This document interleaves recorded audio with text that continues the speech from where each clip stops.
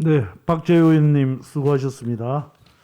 다음은 존경하는 이양수 의원님 질의해 주십시오. 예, 이어서 라임 사태 관련해서 총리 후보자 가족과의 관계에 대해서 질의하겠습니다. 라임 사태와 관련해서 후보자 자녀 일가에 맞춤형 특혜 펀드가 개설됐다라고 하는 의혹이 지난해 11월에 언론을 통해서 알려졌습니다. 그때 그 기사 보셨죠? 예, 그 기자로부터 전화를 받고 알았습니다. 예, 그 처음 보도한 기자를 전화를 기자가 후보자한테 전화를 했나요? 아니면 후보자께서 기자한테 전화를 하셨나요? 제가 뭐 할 일은 없고 예, 그 기자가 전화가 왔더라고요. 이런 예. 내용을 알고 있냐고. 그래서 저는 뭐 금시초문이라고 그래 말씀드렸습니다. 예. 해당 기사를 내리지 않으면 소송을 하겠다는 입장을 밝히셨었나요? 그래서 언론중재위에 신청을 했습니다. 왜냐하면 제목을 김부겸 사회일가로 되어 있습니다. 그 사회는 엄연히 자기 경제행위를 하는 독립주체인데 왜 그게 김부겸 사회가 제목이 돼야 되느냐? 나머지 뭐 보도 내용이야 당신들이 어떻게 썼던. 그래서 네. 제가 그걸 언론중재위에 신청을 했었습니다. 네.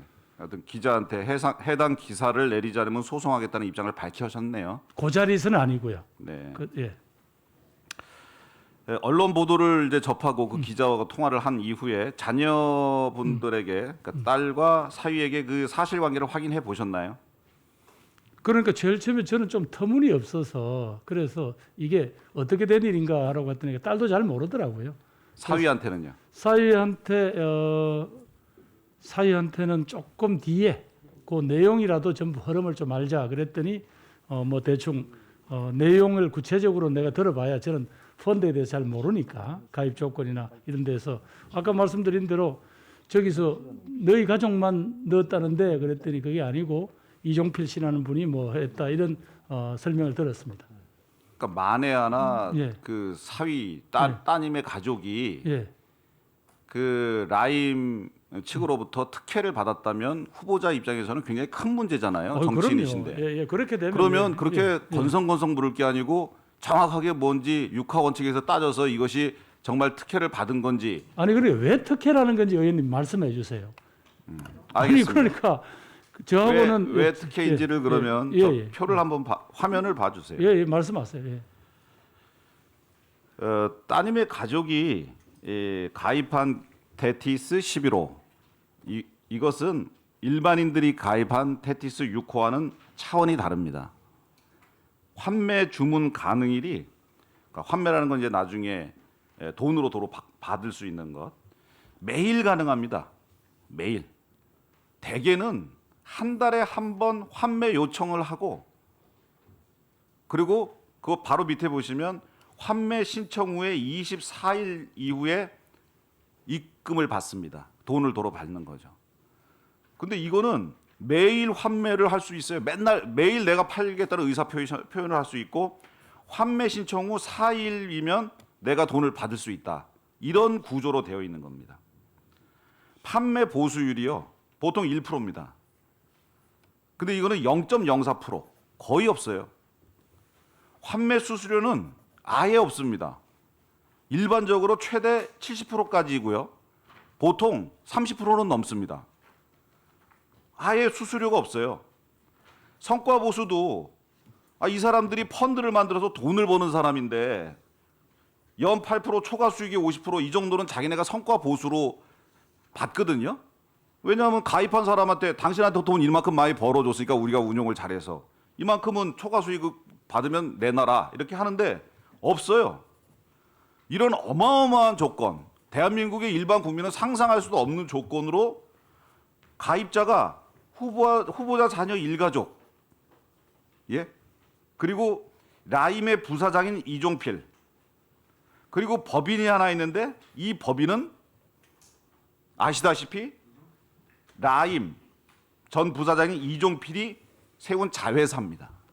즉 후보자 자녀를 위해 이종필 부사장이 만들어준 펀드예요. 아니 그러니까 그 후보자 제 사위가 아까 이야기한 대로 저하고는 뭐 경제 단위가 다르니까 소위 말해서 돈 있는 물봉을 잡은 건지 저를 보고 했는 건지 그래 그 문제를 뭘 이야기를 하셔야죠. 그러면 아까 의원님 저 테티스 11호의 총 가입 금액이 얼마입니까? 자, 펀드 금액이 얼마입니까? 질문은 제가 하는 거고 답변은 후보자가 하시는 그래, 겁니다. 말씀하세요. 후보자께서 그러니까. 저한테 묻지 마시고 예. 후보자 자녀가 가입한 이 펀드에 이 테티스 11호에 라임 부사장 이종필 씨가 가입됐다는 것은 또 뭘 의미하는 거냐면 이 펀드에 문제가 생기면 이종필 씨가 바로 알려주고요. 바로 아까 같이 환매 주문하고 환매 신청해서 돈을 바로 뺄 수 있는 구조로 되어 있다는 그런 말씀이에요. 그러니까 이거는 후보자님하고 상관은 없다 치더라도 사위나 이 딸 가족한테는 어마어마한 특혜를 준 것은 분명해 보이죠. 하여튼 뭐 자기들끼리 어떤 거래가 있었는지 모르지만 분명히 지금 보이죠? 의원님 설명에는 그래 보이네요. 예. 뭐 제가 아니고 언론에서 다 그렇게 분석하고 있습니다. 예, 그런데 예. 엄청난 특혜를 받게 된 거죠. 문제가 생기면 정보를 이용해서 언제든지 신속하게 빠져나갈 수 있도록 설계가 되어 있습니다. 이런 펀드는 사실 일반 국민들 라임 사태로 인해서 피해를 본 그 국민들은 정말 이 보면은 화가 머리끝까지 나죠. 어떻게 우리는 엄청난 피해를 주고 이렇게 특혜를 주는 펀드를 만들 수가 있느냐. 그 다음 장을 한번 봐주세요. 후보자 자녀 일가가 자금 회수를 시도했습니다. 후보자께서는 서면 질문으로 손해를 봤다 그랬죠. 투자 자금을 받지 못해서 손해를 봤다.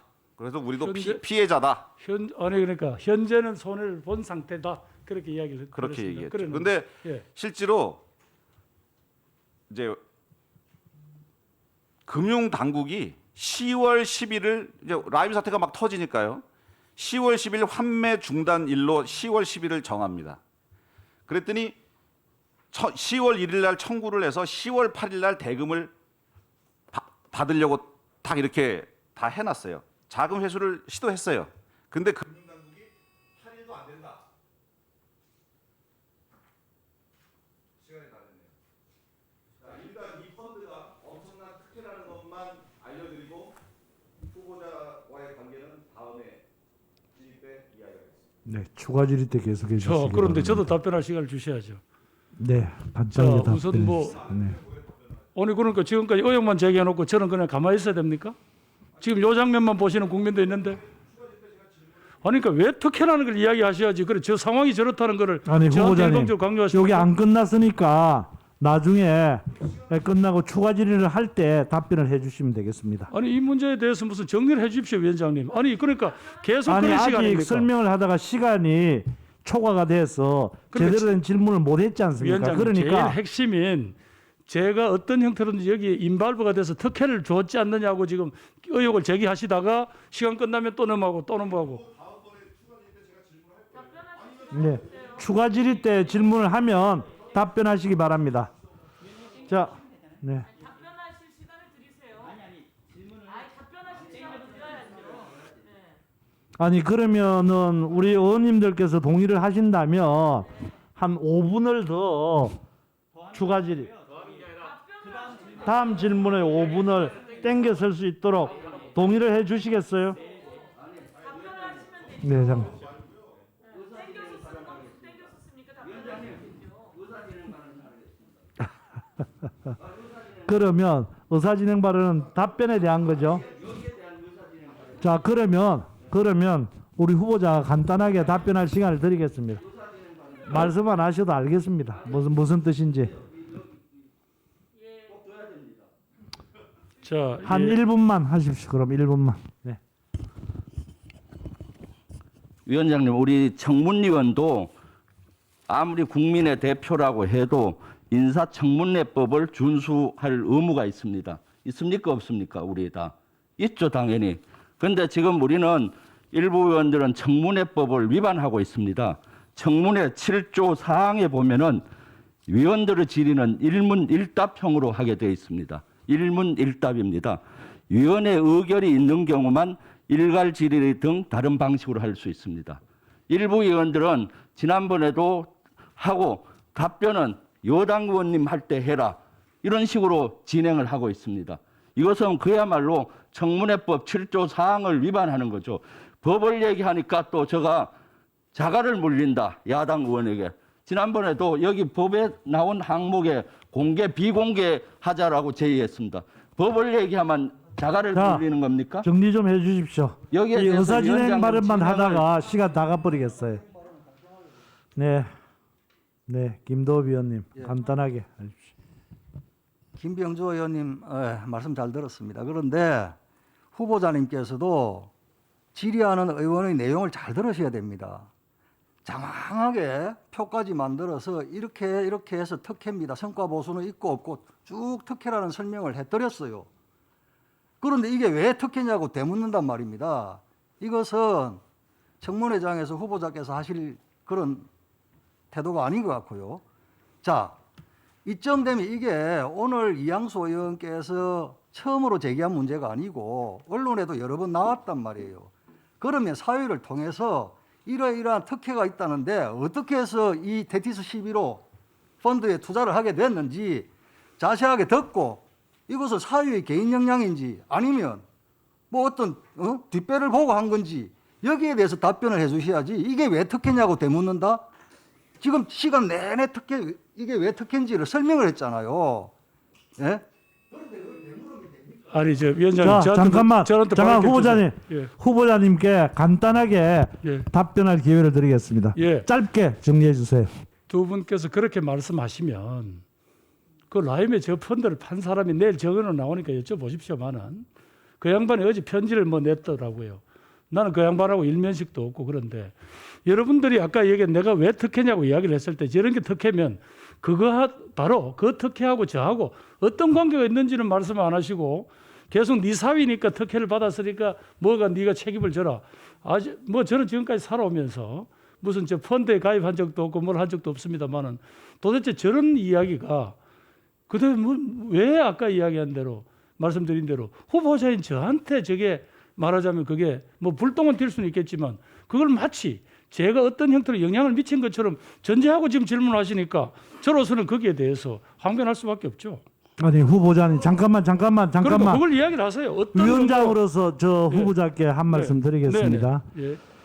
후보자께서 의도했든 안 했든 간에 네네. 그 거래가 이루어졌을 때는 네. 그것을 주선한 사람이든 아니면 혜택을 받은 사람이든지 간에 후보자가 뒤에 있다는 것을 전제로 하고 유력한 정치인이 뒤에 있다는 것을 전제로 하고 이루어진 것이다라고 사람들은 추정할 수가 있는 겁니다. 그러시면요, 그렇기 때문에 네네. 그런 것을 감안을 하시고 답변을 하셔야지 나는 아무런 관계가 없다라고만 주장하신다는 그래서 것은 내일 지금 정확한 답변이 아닌 것 같습니다. 내일 저분이 아마 정인으로 나오는 걸로 알고 있습니다. 내일 거기서 정확하게 추궁해 주시고요. 예, 그건 저한테 자꾸 질문하시면 좋습니다. 예. 자, 그러면 회의를 정리해 진행하도록 주십시오. 하겠습니다.